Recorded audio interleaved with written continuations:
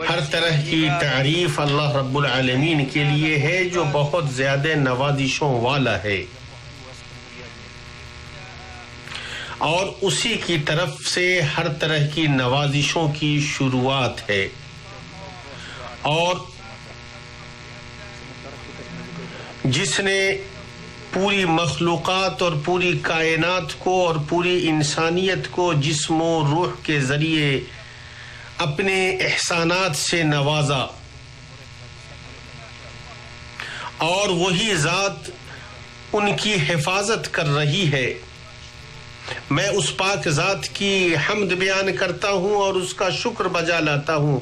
اور میں گواہی دیتا ہوں کہ اللہ کے علاوہ کوئی معبود نہیں، وہ اکیلا ہے اور اس کا کوئی شریک و ساجی نہیں، اور میں گواہی دیتا ہوں کہ محمد اللہ کے بندہ و رسول ہیں۔ اللہ تعالی کا درود و سلام نازل ہو ان پر اور ان کی آل و اولاد اور صحابہ کرام پر۔ اور میں اے اللہ کے بندو آپ سب کو اور خود کو اللہ کے تقوی کی وصیت کرتا ہوں۔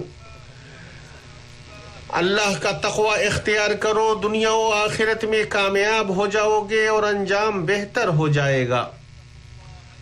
اور اللہ کا تقوی اختیار کرو، اللہ رب العالمین ان چیزوں سے بہت زیادہ باخبر ہے جو تم کرتے ہو۔ مسلمانوں، اللہ تعالی کے انعامات و احسانات ہمارے اوپر کس قدر زیادہ ہیں۔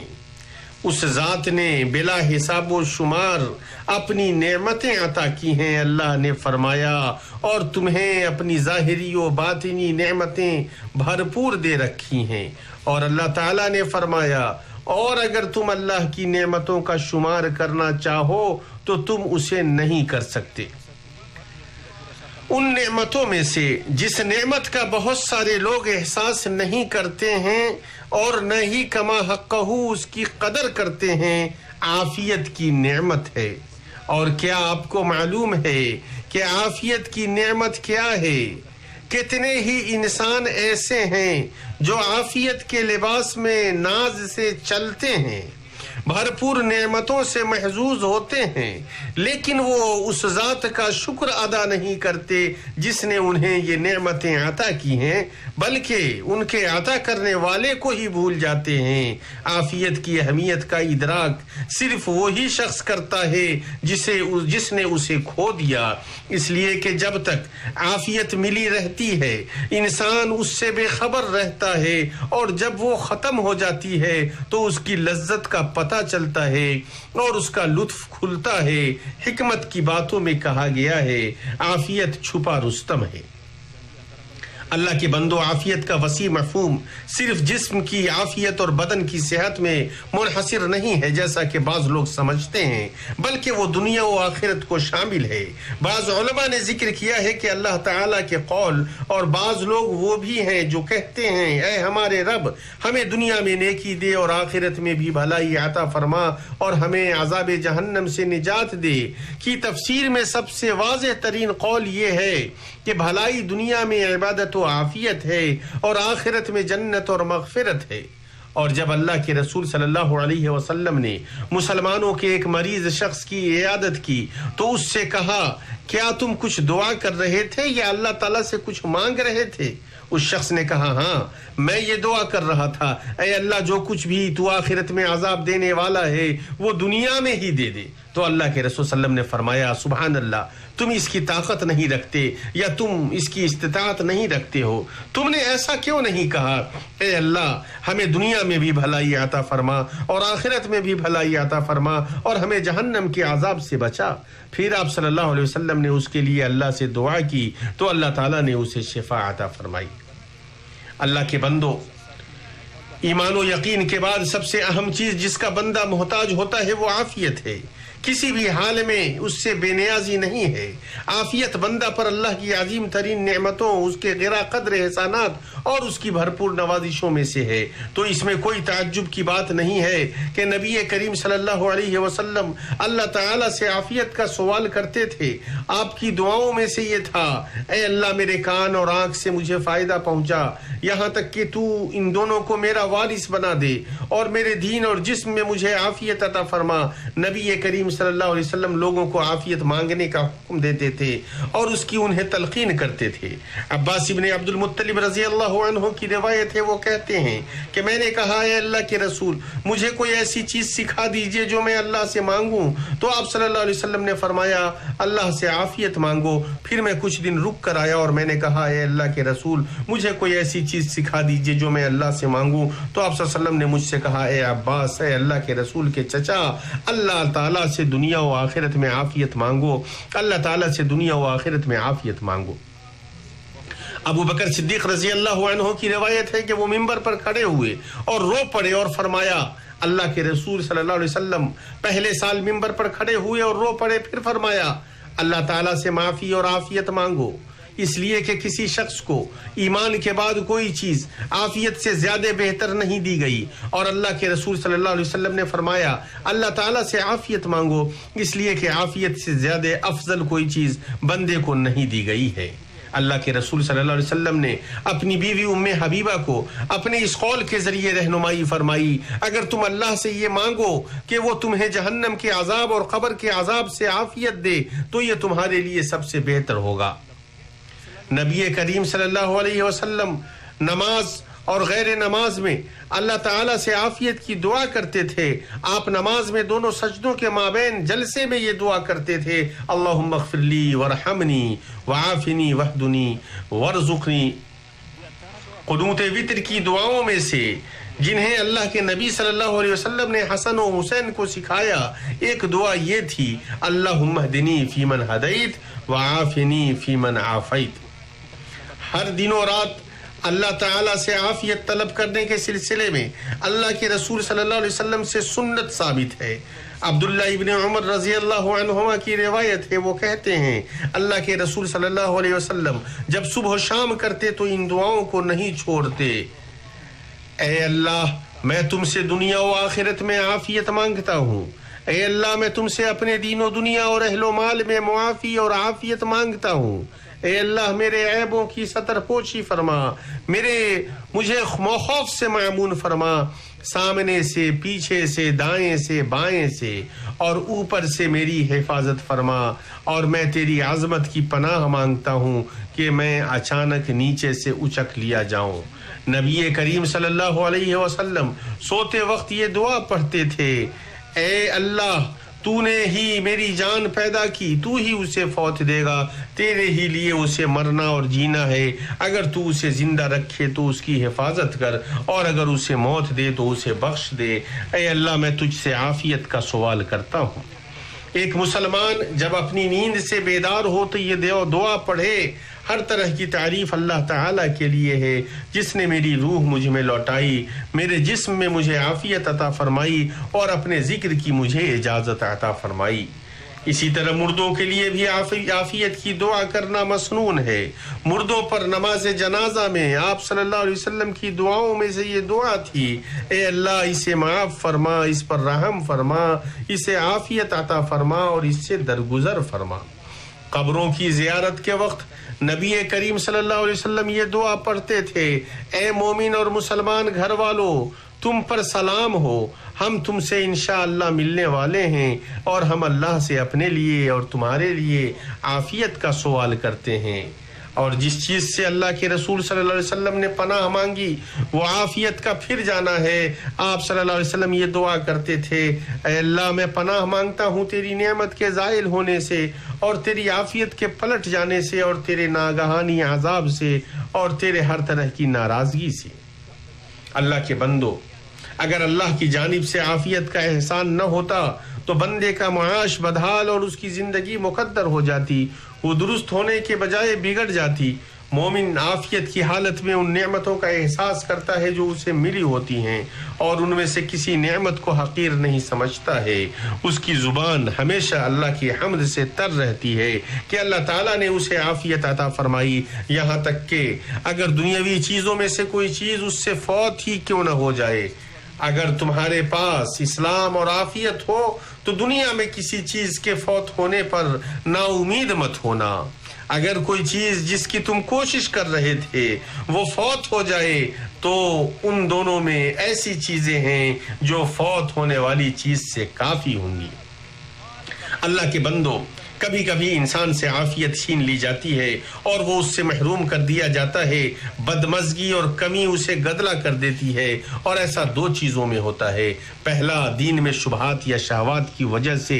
ابن القیم رحمہ اللہ نے کہا دل کو دو بیماریاں لاحق ہوتی ہیں، وہ دونوں بیماریاں اسے پہنچتی ہیں. اگر وہ دونوں اس میں گھر کر جائیں تو اس کی ہلاکت و موت ہے، اور وہ دونوں شہوتوں اور شبہات کا مرض ہے. یہ مخلوق کی بیماری کی جڑ ہے سوائے اس کے جسے اللہ تعالی عافیت عطا فرما دے. دوسری چیز جس میں عافیت سلب کر لی جاتی ہے یا اس میں کمی واقع ہوتی ہے وہ دنیا ہے. جسمانی مرض کی وجہ سے، جیسا کہ نبی کریم صلی اللہ علیہ وسلم کے اس قول سے پتہ چلتا ہے، تم میں سے جس نے بھی اس حال میں صبح کی کہ وہ اپنے گھر میں امن سے ہو اور جسمانی لحاظ سے بالکل تندرست ہو اور اس کے پاس دن بھر کی روزی موجود ہو، تو گویا اس کے لیے پوری دنیا سمیٹ دی گئی. کبھی کبھار ایسا جنو انس میں سے دشمن کی زیادتی سے ہوتا ہے. آپ علیہ السلام نے فرمایا، اے لوگو، تم دشمن سے مٹبھیڑ کی تمنا نہ کرو، اللہ تعالیٰ سے عافیت کی دعا کرو، اور اگر دشمن سے تمہاری مٹبھیڑ ہو تو صبر کرو. کبھی کبھی اہل یا مال میں عافیت سلب کر لی جاتی ہے یا اس میں کمی کر دی جاتی ہے. اسی لیے اللہ کے نبی صلی اللہ علیہ وسلم کی دعاؤں میں سے یہ تھا، اے اللہ میں اپنے دین و دنیا اور اہل و مال میں عافیت مانگتا ہوں. اللہ کے بندو، جب یہ بات واضح ہو گئی تو ہم دین و دنیا اور آخرت میں اللہ سے عافیت مانگنے کا التزام کرنے کے کس قدر محتاج ہیں. جہاں تک دین میں عافیت کا معاملہ ہے تو وہ یہ ہے کہ اللہ تعالیٰ تمہیں ہر ایسی چیز سے محفوظ رکھے جو تمہارے دین کو معیوب کرے یا اس میں خلل ڈالے یا اسے مفتوش کرے، جیسے مصیبتیں، فتنے، شبہات اور شہوات، اور ان کے علاوہ ایسی چیزیں جو بندے کے دین پر اثر ڈالتی ہیں یا اس کی کمزوری کا سبب بنتی ہیں یا اس کے دل میں ایمان کو کمزور کرتی ہیں. تو کس قدر عظیم بات ہے کہ اللہ تعالیٰ آپ کو عافیت عطا فرمائے اور ان امراض سے آپ کو محفوظ رکھے اور انہیں آپ سے دور رکھے. جہاں تک دنیا میں عافیت کی بات ہے تو اللہ تعالیٰ آپ کو عافیت عطا فرمائے اور ان تمام چیزوں سے محفوظ رکھے جو دنیاوی زندگی کو مقدر کرتی ہیں، جیسے فکر، ملال، غم، آفتیں، بیماریاں اور امراض. جہاں تک آخرت میں عافیت کا سوال ہے تو وہ یہ ہے کہ اللہ تعالیٰ آپ کو اس کے فتنے، اس کے عذاب اور اس کی آگ سے عافیت عطا فرمائے اور اس کی خوفناکیوں اور سختیوں سے آپ کو نجات دے. میں اپنی یہ باتیں کہتا ہوں اور اللہ تعالیٰ سے اپنے لیے اور آپ تمام لوگوں کے لیے مغفرت طلب کرتا ہوں. آپ اس سے مغفرت طلب کریں، یقیناً وہ بہت زیادہ مغفرت کرنے اور رحم کرنے والا ہے.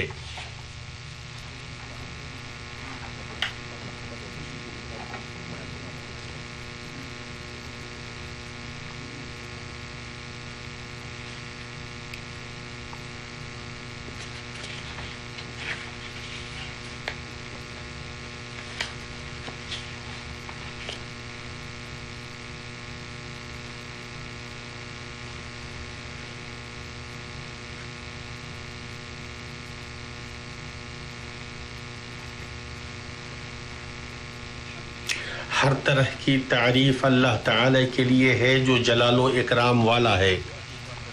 اور میں گواہی دیتا ہوں کہ اللہ کے علاوہ کوئی معبود نہیں، وہ اکیلا ہے، اس کا کوئی شریک و ساجی نہیں. اور میں گواہی دیتا ہوں کہ ہمارے سردار و نبی محمد اللہ کے بندہ و رسول ہیں، مخلوقات میں سب سے بہتر ہیں. اللہ تعالیٰ کا درود و سلام نازل ہو ان پر، ان کی آل و اولاد اور صحابہ کرام پر، اور بہت زیادہ سلامتی نازل ہو. اما بعد، اللہ کے بندو، جسے اللہ تعالیٰ نے عافیت عطا فرمائی وہ نجات پایا، اسے فلاح ملی، وہ خوش نصیب اور کامیاب ہوا.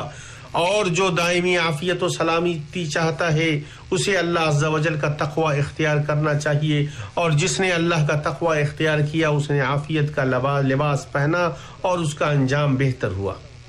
کچھ لوگ ایسے ہیں جن کے ہاں اللہ کا خوف نہیں ہے، ان کے نفس میں اس کی خشیت کمزور ہو چکی ہے، تو ان کے اعضاء رب کی معصیت اور اس کے حکم کی مخالفت کرنے سے نہیں رکتے، وہ اللہ کے ذریعے ان کی ستر پوشی کیے جانے اور مہلت دیے جانے سے دھوکہ میں رہتے ہیں اور انہیں اس کی معصیت اچھی لگتی ہے۔ وہ لوگوں کے سامنے اپنی معصیت پر فخر کرتے ہیں، ہلاک کرنے والی چیزوں کو علانیہ انجام دیتے ہیں، ان کا اس طرح اعلان کرتے ہیں گویا کہ دوسروں کو ان کی طرف بلا رہے ہوں، تو اللہ تعالیٰ انہیں اس طرح سزا دیتا ہے کہ ان کا پردہ فاش کر دیتا ہے، ان سے ان کی عافیت کو ختم کر دیتا ہے۔ اللہ کے رسول صلی اللہ علیہ وسلم نے فرمایا میری امت کا ہر شخص معاف کر دیا جائے گا سوائے اعلانیہ گناہ کرنے والوں کے۔ اعلانیہ گناہ یہ ہے کہ انسان رات میں کوئی گناہ کرتا ہے اور وہ اس حال میں صبح کرتا ہے کہ اللہ تعالیٰ اس کے گناہ پر پردہ پوشی کیے ہوا ہوتا ہے، لیکن وہ کہتا ہے اے فلاں میں نے گزشتہ رات ایسا ایسا کیا ہے،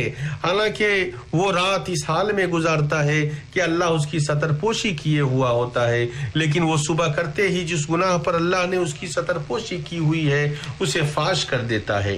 کتنے ہی انسان ایسے ہیں جو مخلوق کے رب کو ناراض کرنے میں دنیاوی عافیت کی نعمتوں کو لگا دیتے ہیں، وہ اس طرح کہ وہ اس چیز کو چھوڑ دیتے ہیں جس کا اللہ نے انہیں حکم دیا ہے، اس کے حدود کو تجاوز کرتے ہیں، اس کے معاصی کا ارتکاب کرتے ہیں۔ جب انہیں نماز کی طرف بلایا جاتا ہے تو وہ اس کے معاملے کو حقیر سمجھتے ہیں اور نماز ادا کرنے والوں میں سے نہیں ہوتے ہیں۔ جب انہیں اس چیز کے التزام کی دعوت دی جاتی ہے جو اللہ نے ان پر واجب کی ہے تو وہ اس سے منہ موڑ لیتے ہیں، تکبر کرتے ہیں، اور جو شخص ان کے ساتھ خیر خواہی کر رہا ہے اس پر نکیر کرتے ہیں۔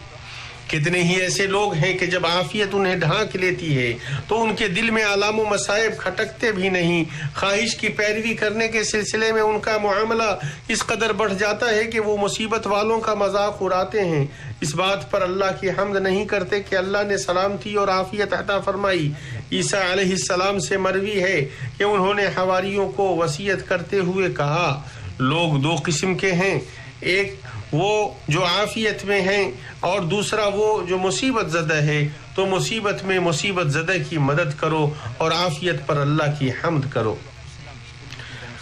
ایسی صورت میں جبکہ ہم عافیت کے قلعے میں اطمینان کے ساتھ ہیں، ہم کس قدر اس بات کے محتاج ہیں کہ مصیبت نازل ہونے سے قبل خوشحالی کے وقت بیدار رہیں، ہوش مند رہیں، توبہ رجوع اور دعا کریں۔ عبدالعالی التیمی رحمہ اللہ نے کہا ہے زیادہ سے زیادہ عافیت کی دعا کرو، اس لیے کہ مصیبت زدہ شخص گرچہ اس کی مصیبت سخت ہی کیوں نہ ہو جائے وہ اس عافیت والے شخص سے زیادہ دعا کا محتاج نہیں ہے جو مصیبت سے معمون نہیں ہے، اس لیے کہ جو آج مصیبت زدہ ہیں وہ کل اہل عافیت میں سے تھے، آج کے بعد جو مصیبت زدہ ہوں گے وہ آج اہل عافیت میں سے ہیں۔ تو جو شخص اللہ کی معصیت پر طویل وقت تک قائم ہے وہ اس بات سے معمون نہیں ہو سکتا کہ اس کی باقی عمر میں اس کے لیے کوئی ایسی مصیبت باقی ہو جو اسے دنیا میں تھکا دے اور آخرت میں رسوا کر دے۔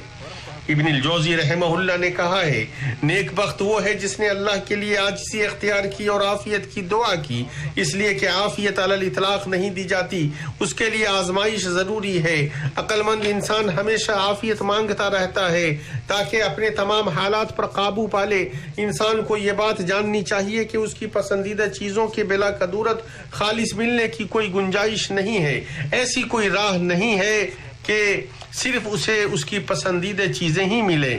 اس لیے کہ ہر گھونٹ میں اٹکن ہے اور ہر لقمے میں کانٹا ہے۔ حقیقت یہ ہے کہ صبر تقدیروں پر ہی ہوتا ہے، تقدیریں زیادہ تر نفس کے مراد کے خلاف ہی ہوتی ہیں، تو عقل مند انسان وہ ہے جو نفس کو اجر کے وعدہ اور معاملے کی آسانی کے ذریعے صبر پر ابھارے تاکہ آزمائش کا وقت بغیر شکایت کے گزر جائے، پھر وہ اللہ تعالیٰ سے عافیت کا سوال کرتے ہوئے اس سے مدد طلب کرے۔ مسلمانوں،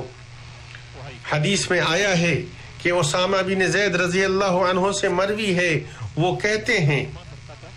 کہ میں نے کہا اے اللہ کے رسول صلی اللہ علیہ وسلم، ہم آپ کو کسی مہینے میں اتنا روزہ رکھتے ہوئے نہیں دیکھا جتنا آپ شعبان میں روزہ رکھتے ہیں۔ تو آپ صلی اللہ علیہ وسلم نے فرمایا یہ رجب اور رمضان کے مابین ایسا مہینہ ہے جس سے لوگ غافل رہتے ہیں، حالانکہ یہ ایسا مہینہ ہے جس میں اعمال رب العالمین کے پاس لے جائے جاتے ہیں، اور میں اس بات کو پسند کرتا ہوں کہ میرا عمل اس حالت میں لے جایا جائے کہ میں روزے سے رہوں۔ تو یہ شعبان کا مہینہ ہے جس میں نبی کریم صلی اللہ علیہ وسلم کثرت سے روزہ رکھتے تھے۔ اس کی علت آپ یہ بیان کرتے ہیں کہ لوگ اس سے غافل رہتے ہیں۔ اس میں ہمارے لیے اس بات کی ہدایت ہے کہ اس وقت تک جب تک لوگ غفلت برت رہے ہوں ہم اللہ تعالیٰ سے غفلت نہ برتیں۔ تو کتنے لوگ ایسے ہیں جنہوں نے اپنی زندگی کو ضائع کیا، اپنے وقت کو کھو دیا، ایسی چیزوں میں اپنی عمر کو لگانے میں کوتاہی کی جو اس کے رب سے قریب کریں، باوجود اس کے کہ اللہ تعالیٰ نے اسے نوازا، اسے نعمت دی، اسے حواس و قوہ عطا کیے، جسمانی عافیت سے بہراور کیا اور ان چیزوں سے محفوظ کیا جن سے دوسروں کو آزمایا۔ یہ اور درود و سلام بھیجو محمد ابن عربی، محمد ابن عبداللہ صلی اللہ علیہ وسلم پر، جیسا کہ اس سلسلے میں اللہ تعالیٰ نے تمہیں حکم دیا ہے۔ اے لوگو جو ایمان لائے ہو، درود و سلام بھیجو اور خوب سلامتی بھیجتے رہا کرو۔ اے اللہ درود و سلام نازل ہو محمد اور آل محمد پر، جیسا کہ تو نے درود و سلام نازل کیا ابراہیم اور آل ابراہیم پر۔ اے اللہ برکتیں نازل ہو محمد اور آل محمد پر، جیسا کہ تو نے برکتیں نازل کی ابراہیم اور آل ابراہیم پر۔ اے اللہ تو اپنے موحد بندوں کی مدد فرما۔ اے اللہ اپنی کتاب اور اپنے نبی کی سنت کی مدد فرما اور اس کی حفاظت فرما۔ اے اللہ ہمیں خوشحالی میں اور فارغ البالی میں رکھ، ہمارے کمزور مسلمانوں کی مدد فرما۔ اے اللہ ہماری سرحدوں پر اور بارڈروں پر جو تعینات ہیں ان کی مدد فرما۔ اے اللہ سربراہان مملکت اور حکومت کے اہلکاروں کی اصلاح فرما دے اور انہیں حق و خیر کی توفیق عطا فرما دے، اور جنہیں تو پسند کرتا ہے اور جن سے راضی ہوتا ہے اس کی انہیں توفیق عطا فرما، اور انہیں نیکی اور تقوی کی توفیق دے۔ عفو و عافیت کا معاملہ فرما، دین اور دنیا اور آخرت ہر جگہ ان کے لیے عفو و عافیت کا معاملہ فرما۔ تیرے اچانک عذاب سے ہم پناہ مانگتے ہیں۔ اے اللہ مومن مردوں اور مومن عورتوں کو معاف فرما، ان کے دلوں میں الفت پیدا کر دے اور اپنے اور ان کے دشمنوں پر ان کی مدد فرما، اور انہیں ظاہری و باطنی فواحش سے محفوظ رکھ۔ اے اللہ ان کے بچے، ان کی بیویاں